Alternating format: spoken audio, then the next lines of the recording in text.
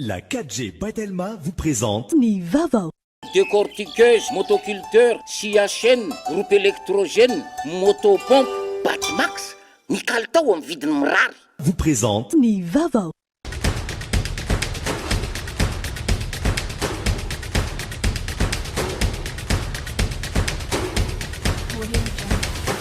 Noltranao ny fampalalam-baovao.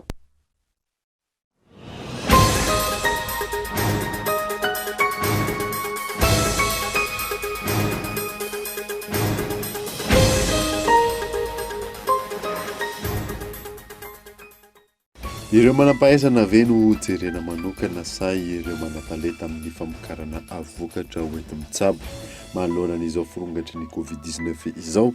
Io ny fanontaniana napetraky ny besin'ny maro mahita n'ireo mpilahatra eny amin'ny farmasia sy ireo kandro malagasy indrindra tamin'ity herinandro ity. Nandihy izay arahana ao anaty matondatsy eto andretsina. Nahatratrarana sokatra ny tanterana Antsokosoky tany amin'ny komuna Tranovao, distrikan'i Beloha ka tompona andraikitra iray avy amin'ny gendarmerie pirenena any amin'ny toerana no voasaringotra anatin'ny raharaha. Fièvre de la vallée du Rift no mandripaka ny omby amin'izao fotoana izao fa tsy fièvre afteuse araka ny nambaran'ny tompona andraikitra. Omby manodidina ny 700 ankehitriny no efa matin'ny ity valina retina ity.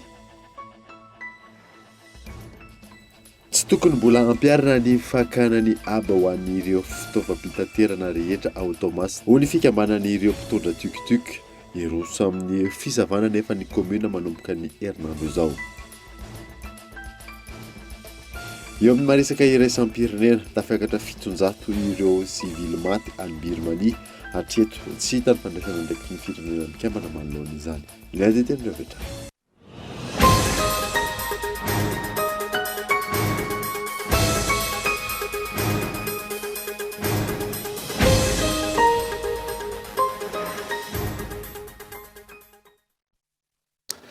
Finaritra tompoko lasy tompoko fotoana vaovao eto amin'ny kultivika minasano anaraka izany hatramin'ny farany. Nanomboantsika ny vaovao ireo manam-pahaizana ve no jerena manokana asa ireo manan-talenta amin'ny famokarana vokatra hoentiny mitsabo manoloana izao firongatry ny Covid-19 izao. Io fanontaniana napetraky ny besin'ny maro nahita ireo mpilahatra eny amin'ny farmasia sy ny rokandro malagasy indrindra tamin'ity herinandro ity ka eto andriatsilavo. Ny famafao be ihany ny resaka eny anivon'ny fiarahamonina nandritra ity herinandro ity manoloana ny fianaky ny valanaretina Covid-19, ny fipetrany raisina ifehezana ny fiparitahana, ny fandraisana tanana ireo marary, indrindra ny fanafody, na hoentina misoroka ny valanaretina na ny itsaboana ireo marary. Miazakazaka ny mponina mamonjy ny vokatra tolotr'ireo manan-talenta amin'ny famokarana vokatra hoenty mitsabo. Misy amin'ireo olona sasany manao stoky ireo fanafody amidy eny amin'ny fivarotam-panafody. Nisy olana ny tsy fampin'ny oksigène ho an'ireo marary izay tsy maintsy mila izany sy ny maro hafa. Nametraka ihany koa ny mpitandro filaminana ary nanakisaka ny barasy sanitaire amin'ny sisin'ny faritra ahafahana manara-maso antsakany sy andava n'ireo mivoaka sy miditra. Ny zava-misy anefa mitombo ny fianaky ny valanaretina, maro ireo voamarina fa mitondra ny tsimokaretina ka nahatonga ny hôpitaly sy ireo toerana natokana andraisana azy ireo tsy aharaka intsony. Tsy maharaka ihany koa ny mpitsabo ka nahatonga ny fanjakana fohy be anao antsoavo amin'ireo mpitsabo-panampy an'olo-tanana sy ara-isalahy amin'ny fitsaboana. Raha ny zava-misy manana ny maizy azy ny vahoaka malagasy manoloana ny fitsaboana ary maro ireo manana talenta amin'ny famokarana vokatra hoenty mitsabo raha misy ny tsy fahasalamana eny anivon'ny fiarahamonina. Maro amin'izy ireny nefa ny tsy nandalo-pahaizana teny amin'ny université. Ankoatr'ireo manan-talenta manana manam-pahaizana maro ihany koa isika eto Madagasikara. Araka izany tsy efa fotoana ve izao fanomezana tanana ka anohizan'izy ireo ny voka-pikaroana miaraka ahafana miatrika ny valanaretina. Ireo manam-pahaizana mpikaroka mpampianatra sy mpampianatra mpikaroka izay totseno raha tsy any amin'ny fitakiana tombontsoa sy tambikarama ihany. Aizao aiza ny voka-pikaroana ataon'izy ireo ho fanatsarana ny toe-karen'ny malagasy, ny fampiasana ny teknôlôjia, ny fomba hiadiana sy hamongorana ny tazomoka sy ireo valanaretina hafa pahazo ny mpiray-tanindrazana aminy. Izao indray nivoaka ity ny aretin'omby izay mirongatra sy mihamahazo vahana any amin'ny faritra Atsimo andrefana ao anatin'ny distrika Ankazoabo sy any amin'ny faritra Atsimo Atsinanana ary ny faritra avaratry ny Nosy amin'izao fotoana. Izy ve andray fanapahan-kevitra ka hikaroka vahaolana manoloana izany na eo aza ny fomba filaza matetika hoe tsy ampy fitaovana sy ny maro hafa. Na inona aloha ambara mianaka ny valanaretina Covid-19 ary olona maro nefa namony ainy vokatra izany. Izany hoe toizana hatrany ny fandraisana sy ny fanajana ireo fepetrasakana rehetra ary samy tokony andainy andraikitra tandrefy azy avy ny olom-pirenena tsirairay avy. Lafa mavao hafa kosa indray dia nahatratrarana sokatra nitanterana tsokosoka tany amin'ny commune Antranivao district-ny Beloa ka tompona andraikitra iray avy amin'ny gendarmerie pirenena any an-toerana no voasaringotra anatin'ny raharaha. Io ny nasaina. Voasaringotra amin'ny fitanterana atsokosokony are-pirenena ny tompona andraikitra ambony iray eo anivon'ny gendarmerie pirenena eo amin'ny district-ny Beloa faritra Androy. Raha ny zava-nisy nahazo vaovao avy amin'ny tompona andraikitra isan'ny tokony amin'ny fandriampahalemana sy ny fiarovana ny tontolo iainana ny commandant de compagnie Anambovombe Androy ny aliny alarobia 7 aprily teo ny amin'ny fisina camion iray mitondra sokatra antsokosoko ary afenina ao anaty hitaretra. Nano baiko avy hatrany ireo ambany fahefana ity commandant de compagnie ity ny amin'ny anaovana sakan-dalana sy velam-pandrika anatratrarana ireo mpandripaka ny are-pirenena. Teo no nampiasa ny evi-dratsiny sy ny raitsi-kombakomba tamin'ireo olon-dratsy ny tompona andraikitra iray eo anivon'ny gendarmerie pirenena izay nasaina namita ny iraka. Ny CB mihitsy no karazana saika nanao fausse contre-rendu tamin'io zavatra io mba hanafenana an'izay asa ratsin'ireo tsy mataotody amin'ny resaka fanodikodinana sokatra zay. Ka tombana araka izany fa na ireo olona reo raitsi-kombakomba amin'ny CB na ireo olona reo olona fantatry ny CB fa ny zavatra mazava dia ny CB mahatompona andraikitra voalohany fanjakana azy amin'ny resaka fitandronana filaminana dia tompona antoka izy. Na azotsika lazaina amin'ny fomba fitenenana hoe tratra mbody omby mihitsy izy tamin'io resaka fanodikodinana sokatra io. Tsy voasambana zavatra zay satria mahita fambara satria na ny olona tao amin'ny kabiny tao amin'ny devant amin'ny camion mitondra ny sokatra io dia nandosa tamin'ny androny rehefa najanon'izy ireo ny tomobily nampandosina raha ny fahafantaranay azy mba hanesorana ny profy rehetrarehetra. Inantenakanirina indray no nampivandravandra araky ny fitenenana raha ity raharaha ity no jerenina. Ny mpitandro filaminana izay nasaina anakana ireo olon-dratsy indray no izao ny ray tendro tamin'ny fahavalo-pirenena izao. Nilaza fa tsy nisy afa-tsy taretra tao anatin'ilay camion anefa nafenina ireo sokatra ahafahana maka izany aoriana kely. Kanjo hitan'ny fokon'olona nanafenana ireo sokatra manodidina ny 200 isa izay natao tamin'ny gony misy valo ka rehefa natao ny fanadihadiana dia izao fantatra izao fa tafiditra anatin'izany ilay tompona andraikitra ambony avy amin'ny gendarmerie pirenena. Fanondranana antsokosoko izay saika isan'andro hoy ny governoran'ny faritra Androy raha ny resaka ny fanaovana tamin'ny antso Antarby. Isan'andro isan-herinandro dia tsy tapaka ny fanodikodinana sokatra. Resaka tolotra sy tinady moa io fa tondro kely no mety henitsika eto fa ny tondro vavety ihany hoany. Ka izay ihany koa no ataoko hoe tokony ampidina anaty heloka bevava reny satria io no mpandany Madagasikara, io no koalany Madagasikara, io no harena voajanahary sisa tavela raha mbola zava-mananay eto ambony tany ka tsy andrasatsika lantamingana vao raisina ny andraikitra. Efa nalefany amin'ny ministeran'ny tontolo iainana sy ny fandrosoana lovainjafy ary ny sekretera-panjakana madidina ny gendarmerie pirenena nitatitra momba ity raharaha ity raha ny fanazavana hatrany ahafahana manafay araky ny lalàna ireo rehetra voasaringotra amin'izao fanondranana antsokosoko sokatra miisa 370 izao. Andrasana araka izany ny fampiarana ny lalàna amin'ireo rehetra tafiditra amin'ity raharaha ity amin'ny mahatany tandalàna any Madagasikara. Tsy ho foana ny fandripana ny are-pirenena raha mbola maivana ny sazy ampiarina amin'ireo izay tratra hoy ny Alliance Vargas atokana ampitomboana ny vola atokana amin'ny fiarovana ny tontolo iainana raha ny fanazavana. Io ny nasaina. Tsy mampatahotra ireo fahavalo-pirenena mpandripaka ireo biby sy azo sarobidy antsokosoko ny sazy ampiarina ho an'ireo izay tratra amin'ireny raharaha ireny ankoatra ireo fanadihadiana matimomoka hoy ny eo anivon'ny firaisamon'ny pirenena Alliance Vargas sy Androany. Isan'ny olana amin'ny ady amin'ireo mpandripaka sy mpivarotra antsokosoko ny are-pirenena ihany koa raha ny fanazavana ny fahamaivana ny sazy omeny ny fitsarana ireo izay tafiditra mitondra raha itony. Ohatra amin'izany ireo mpiasan'ny BNGRC tratra tany Fianarantsoa niaraka tamin'ny sokatra miisa 770. Enim-bolana monja no sazy nomena ireo izay voasaringotra tamin'izany miampy lamandy 4 tapitrisa ariary. Ireo izay sazy farany ambany ao anatin'ny fehezan-dalàna. Sazy maivana tsy mifanaraka amin'ny lalàna iraisampirenena hoy ny Alliance Vargas izay mametraka fa tokony 10 tapitrisa ariary farafahakeliny ny lamandy. Dia mahamenatra zany satria mpiasa-panjakana mihitsy ilay olona ny tratra nanao an'izany tsy aka sokatra ny nandehanany tany atsimo fa dia tratran'izay izy dia tokony atao cassation zany fa ohatra anankiray izay resahako izay fa maromaro ny ohatra mikasika ny fitsarana ny raharaha tontolo iainana dia na sasy farany ambany na latsak'izay na avela le olona izay foana. Zavatra misy eto amin'ny firenena zany dia tsotra tsy miatra araky ny vinavina amin'ny fanjakana amin'le hoe lahara-pahamehana ny tontolo iainana ny fitsarana misy eto amintsika ka tsy mahagaga raha mitofy an'io satria tsy mampaninona ny olona mihitsy zany ankoatra ny kolokolo misy moa zany izany resaka enim-bolona sy an'izany foana no atao eto amin'ity firenena. Tsy tokony atao ambany zavatra ny fiarovana ny tontolo iainana amin'izao fotoana izao na eo aza ny valanaretina coronavirus raha ny fanazavana hatrany. Antony maro ireo manararaotra ny toedraraha misy ankehitriny ka mandripaka tsy ampiheverana ny tontolo iainana.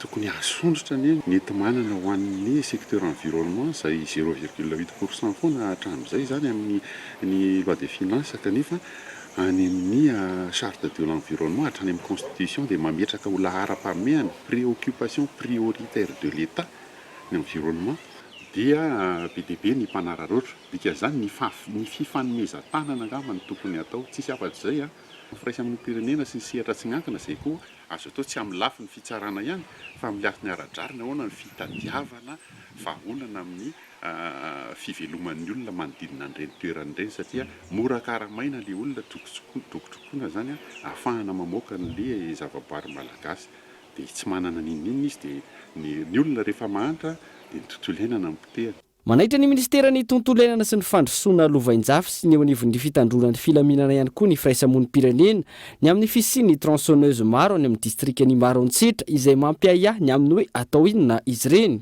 Raha ny fanazavana tsy tokony onona amin'ny fisamborana ireo mpandrobany harem-pirenena ny fanjakana fa ny misoroka ihany koa ny amin'ny fanapahana ireny azo sarobidy sy tandavanala ireny hoy ny firaisamon'ny pirenena Alliance Voargasy. Tontolon'ny fahasalamana kosa indray dia eny amin'ny varimaizina sisa no ahitana fanafody be mpitady indrindra amin'izao fotoana izao toy ny magnésium sy ny vitamine C. Efa vitsy ihany koa ny pharmacie no nanana ny fanafody izay tafiditra ao anatin'ny protocole de traitement. Ny alarana Evson.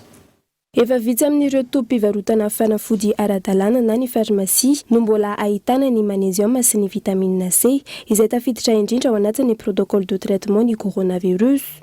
Amin'izao, eny amin'ny varotra maizina no mbola ahitana izany ka mirongatra any avokoa ireo olona na lafo mihoatra ny eny amin'ny pharmacie aza ny vidiny.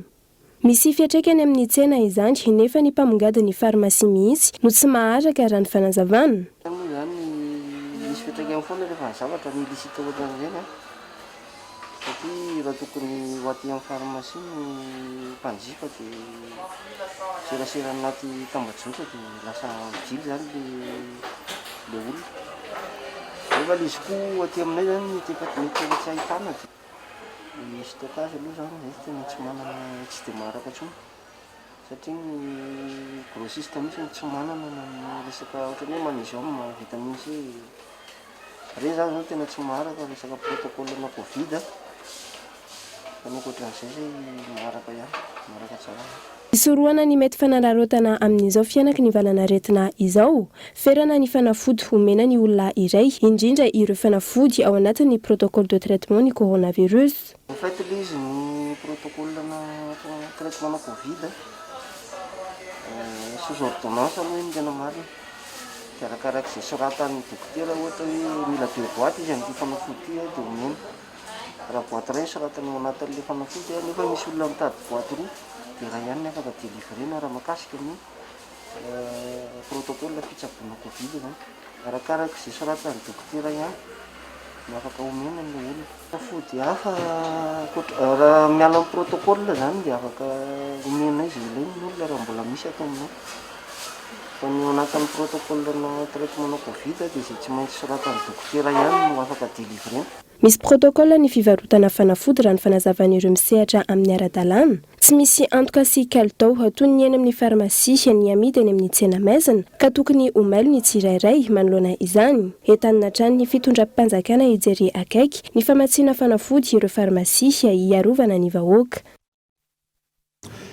nanamafy kosa ny teo anivon'ny ministera ny fahasalamana sy ireo mpamingady fanafody fa ampy tsara ny fanafody ampiasaitsika hiatrehana ny valanaretina covid-19 eto Madagasikara.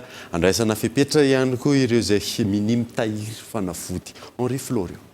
Isan'ny teboka ny votra nandritra ny fiaonany mpamingady fanafody sy ny teo anivon'ny olavitry ny farmasianina ary ny ministera ny fahasalamam-bahoaka manoloana ny ady atao amin'ny valanaretina covid-19 ankehitriny ny nanamafisana fa ampy tsara ny fanafody ampiasaina eto amintsika ary misy zany eny anivon'ny hôpitaly Mpanjakana eny amin'ny CTC ka tokony ho tony ny rehetra. Ina iny milaza satria ny Lovenox moa zany dia tena hiazakazahana mihitsy ary misy ireo izay tsy mahatratodanga no mivarotra zany na dia amin'ny Facebook ary kanefa tsy mahazo alalana amin'izany ary amin'ny vidiny izay tena lafo dia lafo mihitsy dia eo zany no iantsonay isika vahoaka isika marary isika manana ny marary fa ny fanjakana ankehitriny dia mbola ampy tsara ny fanafody ampiasaitsika ary misy ny Lovenox eny amin'ny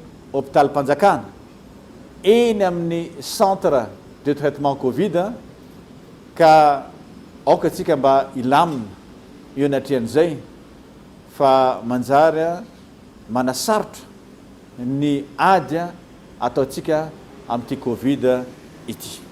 Araka ny fantatra hiroso amin'ny fandraisana fanapahan-kevitra henitra ihany koa ny tompon'andraikitra isan-tokony manoloana ny fanararaotana ataony andian'olona miny manangona ny fanafody ary ny manao varomaizina izany.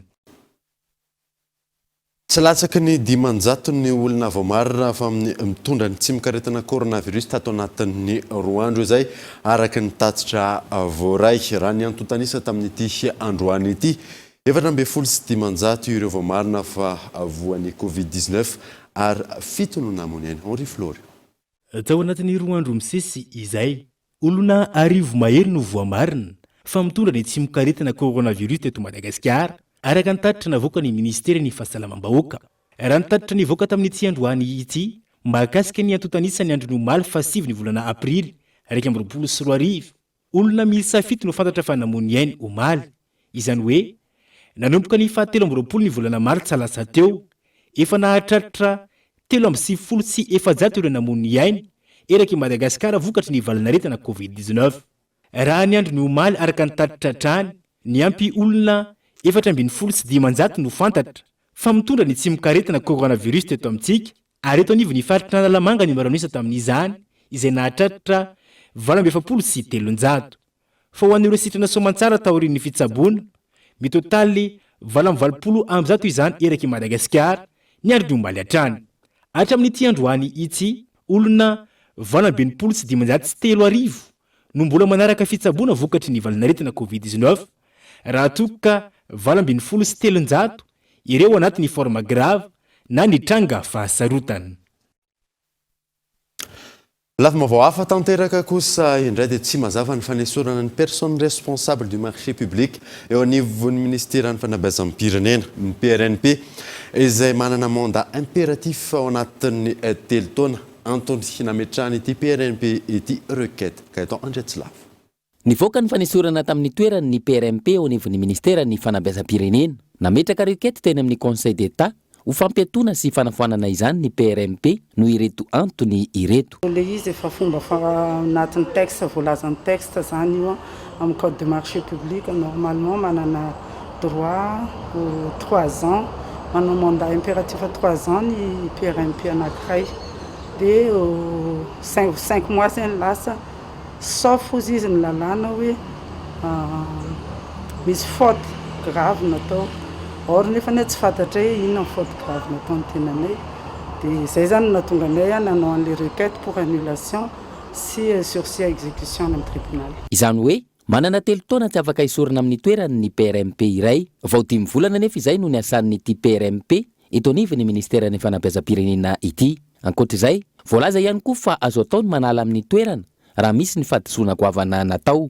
Raha ny fanazavana nefa tsy fantatra ny adisoana nataony ary tsy mazava ny antony ny fanesorana teo amin'ny toerana. Tranga izay mampametra-panontaniana ary antony natonga azy anao requête teny amin'ny fitsarana. Mampametra-panontaniana ihany koa ny mamaika ny mpisolo toerana anao passation. Vonina anao passation zay fa aloha mba andeha amin'ny ara-dalàna kosa le izy rehefa resy zay dia ataony amin'ny passation tsy volanahitsy fa miantso izy hoe ataoko ny passation efa nivaliko zany izy hoe aloha hiandry ny résultat ny requête any amin'ny conseil d'état.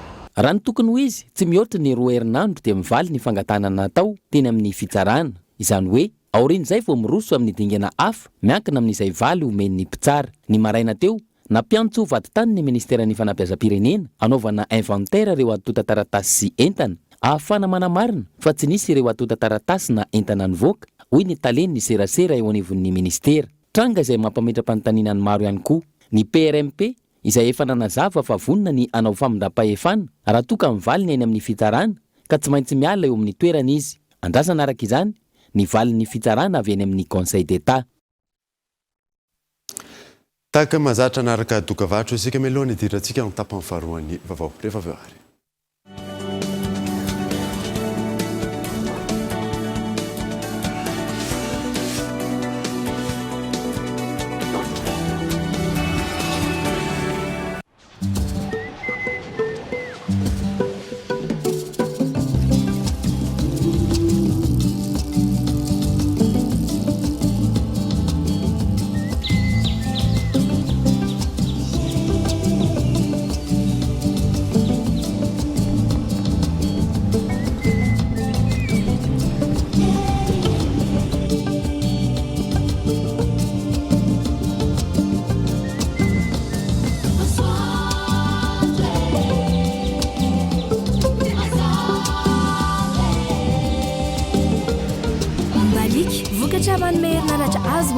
Mitsinjony tontolo iainana ahafahanao misitraka hazavana serasera ary fialamboly isan'andro n'aiza n'aiza eto Madagasikara.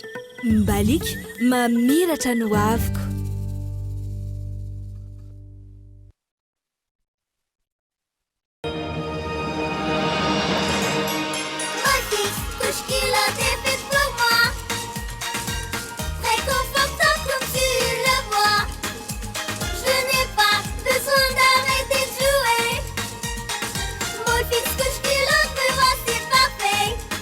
Une invention de Molfix juste pour votre bébé.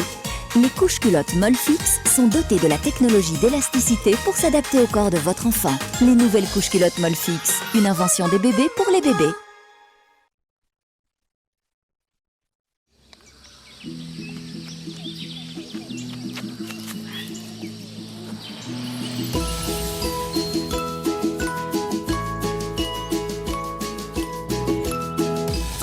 Lehibe miaraka amin'ny Canal Plus. Loka maro no miandry anao zay anao abonnement na réabonnement.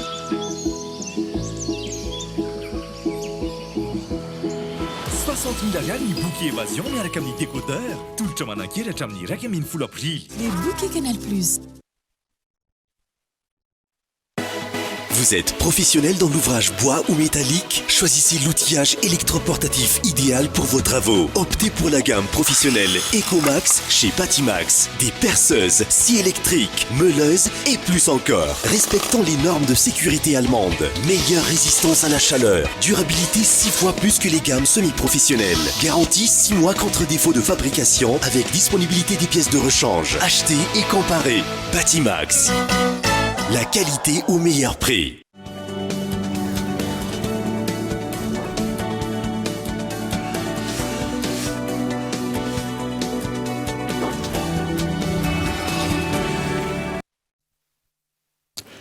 Tontolon'ny fitaterana nomboantsika ny tapany faharoan'ny vaovao. Tsy tokony mbolana ampiarina ny fakana ny aba ho an'ireo fitaovam-pitaterana rehetra ao Tomasina. Ho ny fikambanan'ireo mpitondra tuk-tuk iroso amin'ny fisavana nefa ny commune manomboka amin'ny herinandro izao fanadina. Manoloana ny fanapahan-kevitra navoaka teo anivon'ny commune ambonivohitry Tomasina mahakasika ny fahataperana fimpitona fandoavana ny aba rehetra mahakasika ny fitaovam-pitaterana ao Tomasina ao ka hanomboka isavy ireo antota-taratasy rehetra mahakasika izany ny eo anivon'ny fiadidina ny tanàn'ny Tomasina. Nanamafy ireo filohan'ny fikambanana mpitondra tuk-tuk androany fa mbola ao anatin'ny fahasahirana tanteraka ny vahoaka indrindra fa ny mpitatitra amin'izao fotoana izao ka tokony tsy mbola irosoan'ny commune ny fitakina ireo aba tokony aloha ireo. Nefany le fimpitona fandavana lisansa io tapitra tamin'ny farany volana marsa teo iarahantsika malala nefa fa nanomboka tamin'ity volana avril ty zao fa mifody ny lalana ary dia misy fiantraikany aminay mpampiasa tiktika ny national tsy mandeha ny mpianatra tsy mianatra ny mpiasa ihany koa zarara miasa ary ny olona mipiripirina ny an-trano daholo ka izany zavatra izany no tsy hahafahanay andoa avy an-trano ka ny zavatra tena marary anay dia zao sady takina lamandy zay no takina lisansy ihany koa zany hoe lamandy pevanao dia le tikitikinao tsy mahazo mivoaka ao raha tsy penao tout de suite ny lisansy matoy izy tsy voaloha dia tsy fananana vola kanefa rehefa tonga ao le izy sady takina lamandy no takina lisansy tout de suite zany ka zay zavatra zay angamba mety tsy dia rariny loatra ary tsy fotoana mihitsy zao tokony takina amboletra etra tahaka izao fa iarahantsika malala fa na ny fanjakana aza mba mafantatra hoe sahirana ny vahoaka ka atsika ty amin'ny faritomasina aoka mba hifampitsivy re tompo fa tena tsy zaka ny tikitika ny zavatra ataon'ireo ao amin'ny commune amin'izao. Nanamafy ny teovan'ivon'ny commune fa hiroso amin'ny fisavana sy ny fampanarahan-dalana izy ireo. Namarany ihany koa fa maro ny fitaovam-pitaterina no manararaotra ny tsy fakana abateo ireny ka tsy maintsy hirosona ny fandraisana andraikitra. Mbola isy ny fionana indray mandeha amin'ireto sonontenan'ireto mpitondra tikitiky ireto ny eo anivon'ny commune Ambonivohitra Tomasinao ny alatsinainy ho avy izao entina hijerena ny vahaolana mahakasika izany. Lafa mavao hafa kosa indray dia fièvre de la vallée du Rift no mandripaka ny omby amin'izao fotoana izao fa tsy fièvre afteuse araka ny nambaran'ny tompona andraikitra. Omby manodidina ny 700 ankehitriny no efa maty n'ity valinaretina ity na saina. Mandripaka ireo omby sy ondry amanosy amin'izao fotoana izao ny fièvre de la vallée du Rift araka ny tatitra nataon'ny ministera ny fambolena, ny fiompiana ary ny jono ary faritra telo no ahitana izany. Isan'ny vomafina amin'ny faritra Vatovavafito Finany distrikta ny Mananjary izay efa nafatesana omby 370 ary 770 no marary. Ao ihany koa ny amin'ny faritra Atsimondraefana ao amin'ny distrikta ny Toliara Faharoa sy Ankazoabo. Omby 10 hatreto no fantatra fa voan'ny fièvre de la vallée du Rift ary ondry amanosy 220. Ankoatra ireo ny any amin'ny faritra Diana ao Ambanja, omby 7 no maty. Raha 370 ny omby sy ondry amanosy misy 30 no marary ankehitriny. Ity aretina ity izay mety mifindra amin'ny olona ihany koa. Aretina izy io izay mahazo ny omby, ondry amanosy izay azo avy amin'ny arbovirose virale zany ary mifindra aty amin'ny biby na amin'ny olona ihany koa. Azo avy amin'ny alalany kaikitry ny moka izay misy ilay otrikaretina. Tsara ho marihana fa lazaintsika hoe zoonose izy satria mifindra ary amin'ny olona. Ny fomba fifindrany aty amin'ny biby dia izy efa laza izay hoe amin'ny alalany kaikitry ny moka. Ny aty amin'ny olombelona indray dia mety avy amin'ny moka ihany koa na amin'ireo fikarakarana ireo biby izay misy tranganaretina. Tsy aretina vaovao ny fièvre de la vallée du Rift raha ny fanazavana fa saika miverina eto Madagasikara isaky ny 10 taona eo araka ny nambarany teknisianina. Ny taona 770 no nisy tranga voalohany teto amintsika. Efa nisy ny fepetrany raisin'ny tompona andraikitra isan-tokony amin'izao fotoana izao any amin'ireo faritra izay ahitana ity aretina ity, na izany ho an'ireo biby fiompy na ho an'ny olona izay mety ifindran'ny aretina. Ny famerana, ny fivezivezeny ireo biby fiompy izay misy amin'ireo toeran'ireo. Ny fanokanana ihany koa ny marary ary efa natao ihany koa ny sensibilisation any ireo mpiompy rehetrarehetra any fotony fanaovana ireo fitaovana iarovana mba tsy hifindrany ilay tsiranoka na ilay aretina aty amin'ilay mpikirakira.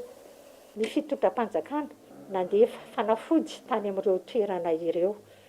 Indrindra ny adina amin'ity moka ity izay tsy maintsy hoe lutte vectorielle no atao. Na izany ihany koa raha nefa dia efa misy an'ilay fanafody izay nalefa any.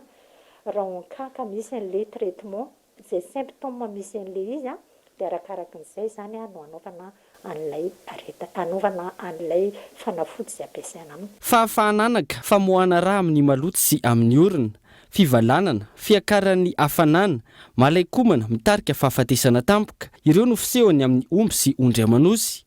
Amin'ny olona kosa indray, ankoatra ny fifandraisana mivantana tamin'ireo biby nisy aretina, mety ho azo avy amin'ny kaikitry ny moka ihany koa izany ary tahaka ny gripa ny fomba fisehony amin'ny vatan'olombelona. ny fividianana hena eny amin'ny toerana azo anto ny fanasana tsara izany mialohan'ny andrahoana azy no isan'ny fomba mahomby isoroana ny fièvre de la vallée du Rift. Olona dimy isan'andro farafakely ny isaky ny commune mandrafitra ny distrika Midongy Atsimo no mamony aina vokatry ny Tazomoka mandripaka tanteraka n'ireo vahoaka any an-toerana ity aretina ity Henri Flory. Ambony raha oharina amin'ny tatitra tonga eo anivon'ny tompona ndraiky mpanjakana isan'ny tokony indrindra fa ny ministera ny fahasalamam-bahoaka ny taremarika mahakasika ny fahavoazana teraka ny Tazomoka any Midongy Atsimo amin'izao fotoana izao. Atao anatin'ny herinandro maromaro izay tsy latsaky ny olona 200 no efa namony aina raha toa ka olona 5 isaky ny commune rehetra mandrafitra ny distrika ny Midongy Atsimo no namony aina isan'andro. Manao antsoava amin'ny tompona ndraiky mpanjakana araka izany soravim-bahoaka voafidy tany an-toerana eny amin'ny tokony jerena akaiky ny vahaolana mahakasika izany. Trano efa nisy izy io tamin'ny Beky Fahafatsimo distrika ny Midongy Atsimo tena hoe caso marché vaika izay nilavana azy ary tena mandriparipaka ain'olona maro tsy zaza tsy tanora tsy olon-dehibe ka mety charte amin'ny ministère de la santé amin'ny circonscription médicale manazava azy satria tsy marary tonga any amin'ny hôpital na maty any amin'ny hôpital fa any amin'ny fiarahamonina dia anjarana zao pitenda service déconcentré décentralisé zany ny manambara an'izay ny confirmé aminareo fa tena misy ny tazo mahery vaika ary bebe ny sekoly no efa nitaraina aminay ny Francisco fa tena akapina azo no ny valana retina. Ankoatra ny retina Tazomoka io efa tonga ny Midongy Atsimo ihany koa ny valana retina coronavirus. Ny roso avy hatrany tamin'ny fandraisana fanapahan-kevitra hentitra ireo mpitondra fanjakana maro samihafa tany an-toerana. Amin'izao koa zany dia fa misy olona mitondra ny Covid-19 avy tao Midongy Atsimo. Mitranga ao Midongy Atsimo zany ny coronavirus. Ka mampiasa ny fepetra fahamayana ara-pahasalamana izahay. Tariko zao député Brian Delors io ary ho an'ny commune ao anatin'ny fokotany raika amin'ny dimapolo tsy maintsy manaraka an'izay fepetra ara-pahasalamana zay daholo. Mandritsika ny président fokotany sy ny tompon'andraikitra mba aman-dreny ny sarambabem-bahoaka na ny tsena zany sy ny amin'ny rehetra ny fivoriboriana rehetra dia fa andraisana an'izay fepetra zay. Hatreto aretina mbola mandripaka ny Madagasikara ny Tazomoka. Atao anatin'ny 3 volana voalohan'ny taona 2020 ohatra amin'ny olona 7,937 marary ny Tazomoka, olona 7,700 no maty, 700 amin'izany any amin'ny faritra Atsimo Atsinanana, Atsinanana, Vatovavy Fitovonany, Iorombe, Angosy, Atsimo Andrefana ary Sofia. Vola mitetina 3 tapitrisa euro amatsina nitetika asa 3 iatrenany Kerehe any Atsimo Nosy no natolotry ny vondrona Europeana nitetika asa izay anao laharam-pahamehana ireo iaran'ny tsy fanjarian-tsakafo sy ny ahitany Gaëtan Andratsilavo. Ho famalina ny antso nataon'ny gouvernemanta malagasy sy ny firenena mikambana ny 20 janoary 2020 lasa teo nanolotra fanampiana 3 tapitrisa euro na 13 miliara sy 7,700 tapitrisa ariary hiatrenany tsy fanjarian-tsakafo sy ny Kerehe Atsimon'ny Nosy ny vondrona Europeana. Tetika asa 3 nahazony famatsiana izay sehatra amin'ireo distrika 9 voakasika izany. Ireo distrika 9 ireo izay ahitana ponina iaran'ny fahavoazana manodidina ny 1,7 tapitrisa ka zaza latsaky ny 5 taona avokoa ny 7,753 alina sy ray hetsy amin'izany. Ireo fanampiana avy amin'ny vondrona Europeana izay anampy ny ACF, ny PAM sy ny UNICEF amin'ny fandraisana an-tanana ireo ankizy sy olon-dehibe hiarany tsy fandraisam-tsakafo mivaivay amin'ny alalan'ny fanampiana ara-tsakafo, ny fanohanana ara-bola ary ny fanomezana fanafody sy ny fitsaboana azy ireo. Omena 10 euro ny ACF na ny Action contre la faim anohizany ny asa famalina vonjimaika ireo sahirana ao anatin'ireo distrika 9. Miara-miasa amin'ireo eny fotony, ankizy mihoatra ny 2,900 alina hiarany tsy fanjarian-tsakafo mavaivay tsy afaka manatonareo CSB no atao laharam-pahamehana. 10 sy 2 tapitrisa euro ho an'ny PAM izay tsinjara sakafo amin'ny tokantrano marefo miisa 994 sy 7 alina sy 1 hetsy. Eo ihany koa ny fanomezana fanafody sy fitsaboana ireo vehivavy tanora, ireo mitondra voga sy hiara-ny herisetra ao amin'ny distrika Anambovombe, Bekily sy Ampani. Ary 2 tapitrisa euro ho an'ny UNICEF anamafisana ny fandraisana ny tanana ny tsy fanjarian-tsakafo eo anivon'ny faritra sy ny distrika izay miisa 9 ahitana ny tsy fanjarian-tsakafo mivaivay. Tsy maintsy notohizana ny fanampiana hoy ny solon-tena maharitra ny vondrona Eropeanina, monina sy miasa eto amintsika, indrindra amin'izao fotoana mampirongatra ny Covid-19 izao indray. Tsy voatery ho angady tahaka ny mahazatra no anatanterahana fambolekazo hoy ny teo anivon'ny orinasa fanalamanga. Aza ataony mampiasa tracteur izay manafaingana ny fanomanana ny tany ovolenaka eto Andriatsilavo. Velaran-tany manodidina ny 703 hektara no tsy maintsy ovolena azo araky ny vina napetraky ny orinasa fanalamanga amin'ny ity taona ity. Natomboka avy hatrany ny asa ka velaran-tany 170 hektara no indray voavoly tao Analameva, faritra Atsimo, izay niarahana tamin'ireo fianakaviam-ben'ny mpiasa. Trakteur nanao ny lavaka ambolekazo teto fa tsy natao angady tahaka ny mahazatra intsony.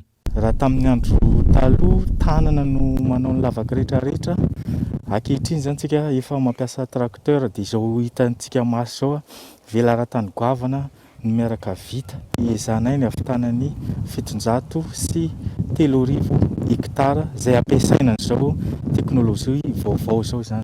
Tombony amin'ny fampiasana tracteur raha ny fanazavana ny afainganan'ny fitombony zanakazo voavoly noho ny bainga voavadiky ny fitaovana. Na izany azy, tsy maintsy misy ny fanaraha-maso sy ny fikarakarana ireo zanakazo voavoly ireo. Vitany hoe mamboly izay eto fa ny fanaraha-maso ireo azo voavoly ireo dia efa misy tokony andraikitra isan-karazany manara-maso an'ireo amin'ny fanirin'ireo ny ady amin'ny dorotany ety sy ny rehetrarehetra. Tsy aivina hatrany orinasa mpanjakana any sisa tavela ao amin'ny faritra Alaotra Mangory ny fanalamanga ary sompotry ny famokarana hazo pain aty amin'ny ranomasimbe Indiana. Tontolon'ny rugby kosa indray dia araky ny fampitambavao ny Fédération Malagasy ny rugby, Francis Tamnak teratany Frantsay no mpanazatra vaovao ny 15 maquis de Madagascar. Efa maro ny lalany diavin'ny ity mpanazatra ity, efa champion de France ny taona 1976 niaraka tamin'ny Stade Toulousain sy champion de France de Fédéral 2 ny taona 12 efa voantso tamin'ny ekipa pirenena Frantsay ihany koa izy ny taona 12. Zay mivadiantsika maresaka iraisam-pirenena tafiakatra 700 ireo sivily maty any Birmanie hatreto tsy hita ny fandraisana andraikitry ny firenena mikambana manoloana izany fanadina. Tsy hita intsony izay voambolana ilazana ny zava-misy any Birmanie amin'izao fotoana izao. Tifitra vararaka, lance-roquette, fisamborana sy fanagadrana miampivono amin'ny endriny maro samihafa. Izay no iainan'ireo vahoaka manodidina ny 50 tapitrisa tao anatin'izay 70 andro nanongana ny tafika ny fanjakana izay. Hatramin'ny androany, mahery ny 700 ny sivily lavo ary 100 mahery no tsy hita popoka. Feno ny fonja any an-toerana ary vokatry ny fanoherana ny fanonganam-panjakana no antony tanana ny 900 ireo gadra ireo. Raha ny tantara, antaonany maro ny aina tao anaty jadona teo ambany vahony tafika i Birmanie. Ny aina rivo-bavao anefa ny vahoaka satria nanjaka tany an-terana ny demokrasia tao anatin'ny 10 taona farany ary izao niverina tamin'ny fijaliana izao indray 70 andro androany. Aiza arina no atao ny firenena mikambana amin'ity raharaha ity. Ny zava-misy any an-toerana izay tsy ady an-trano fa famonoana ny mpitondra fanjakana ireo vahoaka izay tsy mitovy hevitra aminy. Androany manodidina ny 70 no namony ainy ary mety mihoatra lavitra noho izany aza saingy feza ny fanjakana any an-toerana ny serasera sy ny famoaham-bavao. Hatreto tsy fantatra ny hoe atraiza ny famonoana tafika birmana ireo vahoaka any amin'ity firenena ity. Dia zay mamana vaovao tamin'ity androany ity ankasitrahana nanaraka izany mandrosoa sy nadolto.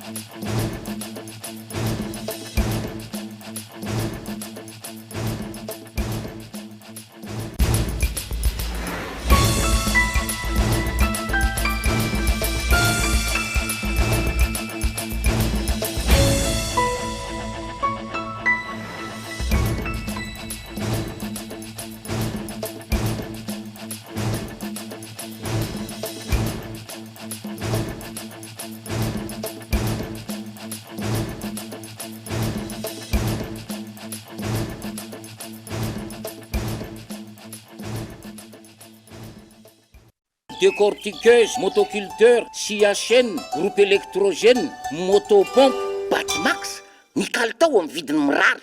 La 4G by Telma vous a présenté Ni vaovao.